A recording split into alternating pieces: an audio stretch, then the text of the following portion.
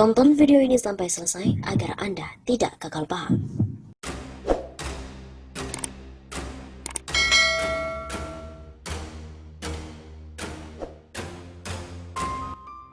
Tak main-main, opsi terakhir MUI tolak RUU HIP adalah demo besar-besaran.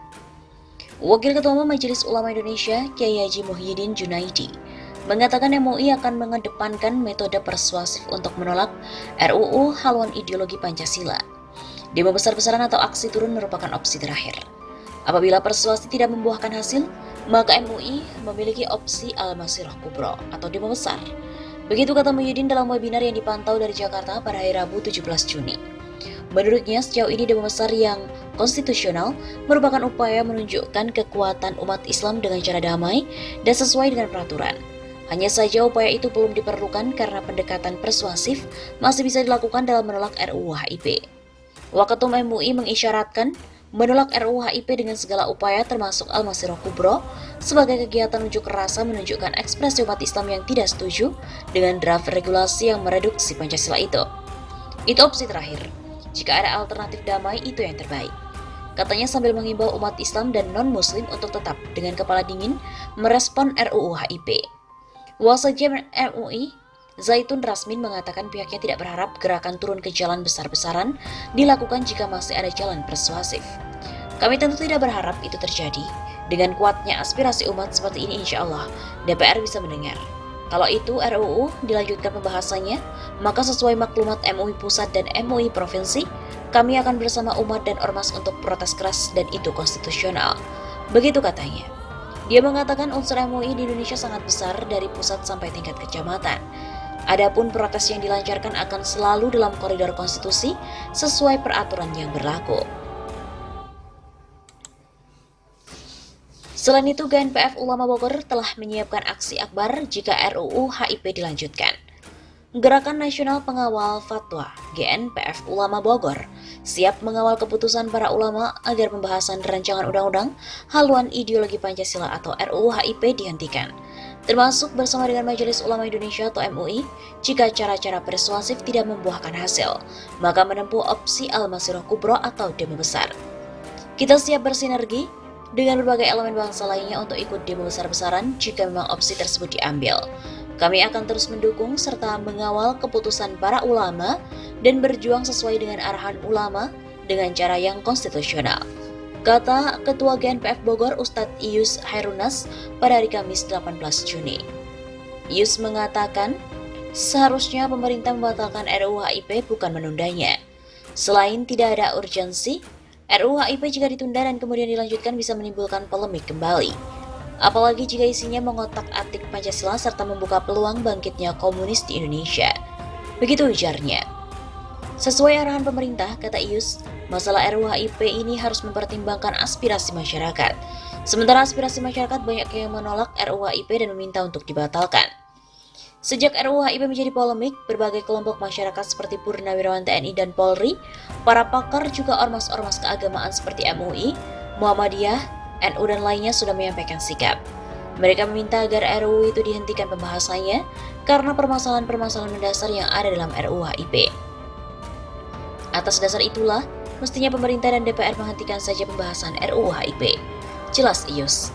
Sebelumnya, Wakil Ketua Umum MUI, Muhyiddin Junaidi mengatakan MUI akan mengedepankan metode persuasif untuk menolak RUU HIP. Demo besar-besaran atau aksi turun ke jalan merupakan opsi terakhir. Apabila persuasif tidak membuahkan hasil, maka MUI memiliki opsi Al-Masirah Kubro, kata Muhyiddin dalam webinar yang dipantau dari Jakarta. Menurutnya, sejauh ini demo besar yang konstitusional merupakan upaya menunjukkan kekuatan umat Islam dengan cara yang damai dan sesuai peraturan. Hanya saja upaya itu belum diperlukan karena pendekatan persuasif masih bisa dilakukan untuk menolak RUU HIP.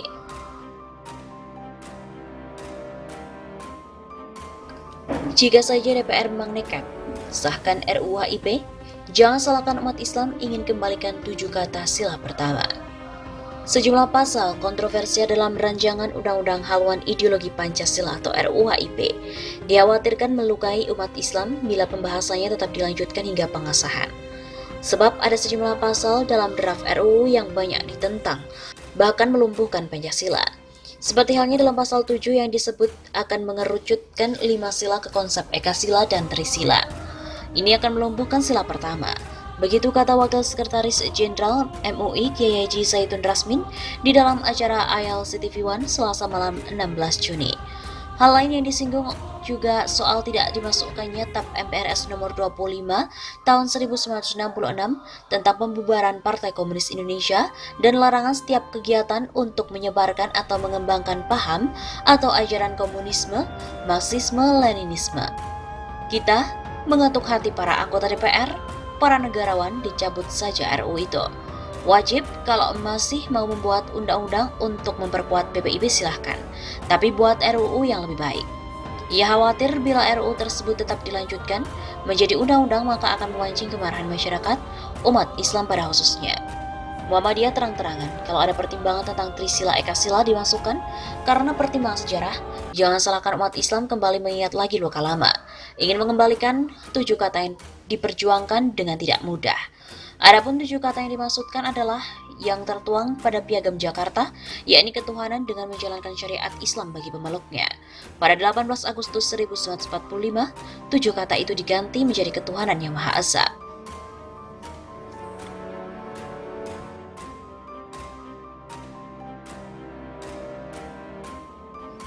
Memang, semua pilihannya mudah.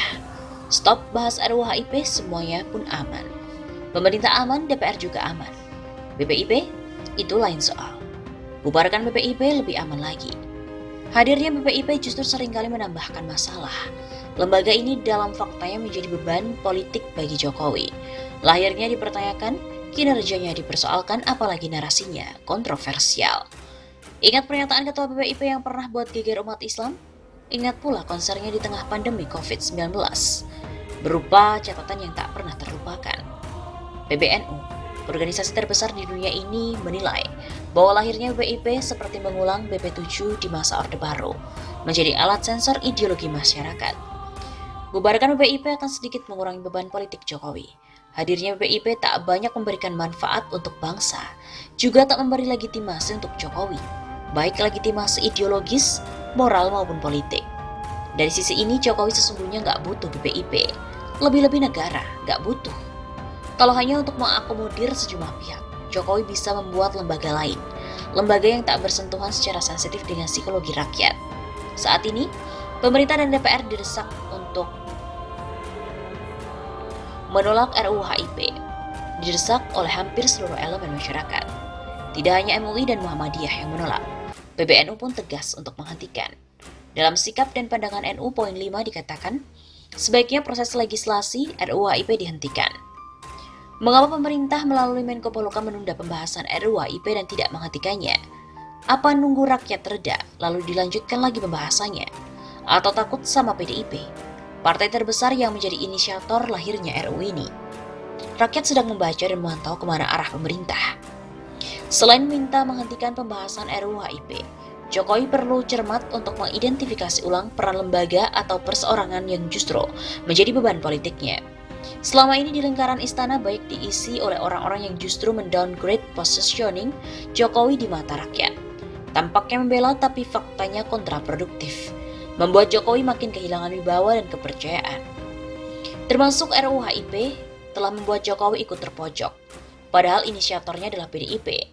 Saatnya Jokowi berinstruksi, hentikan, stop pembahasannya. Apalagi sejumlah partai mulai cuci tangan dan berbalik arah. Partai-partai di parlemen menghindari benturan dengan suara umat Islam yang notabene adalah mayoritas pemilih. Mau seperti P3, megap-megap setelah dihukum umat, atau mau seperti PBB, punya legalitas tapi minus pendukung. Jokowi tentu sudah belajar dari peristiwa 212, repot dan melelahkan. Saat itu isunya adalah penghinaan agama. Sekarang isunya adalah tersingkirnya Tuhan dari Pancasila. Bisa lebih dahsyat dampaknya.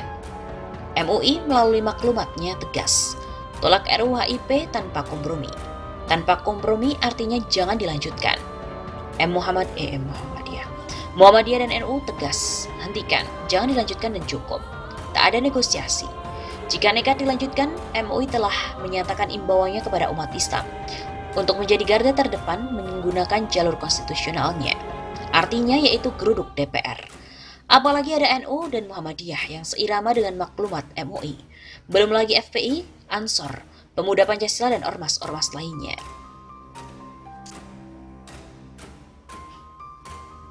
Saat meledak, partai-partai boleh jadi sudah berganti haluan politiknya. 1998, para menteri pindah haluan, berpaling dan tinggalkan Soeharto sendirian. Jokowi mestinya belajar dari peristiwa ini. Tidak saja parpol yang menyelamatkan, tapi justru bergabung dengan umat. Saat itulah sesuatu yang besar bisa terjadi di negeri ini. Tak main-main, jangan anggap remeh. Batalkan RUU HIP sebelum terlambat dan jangan menundanya.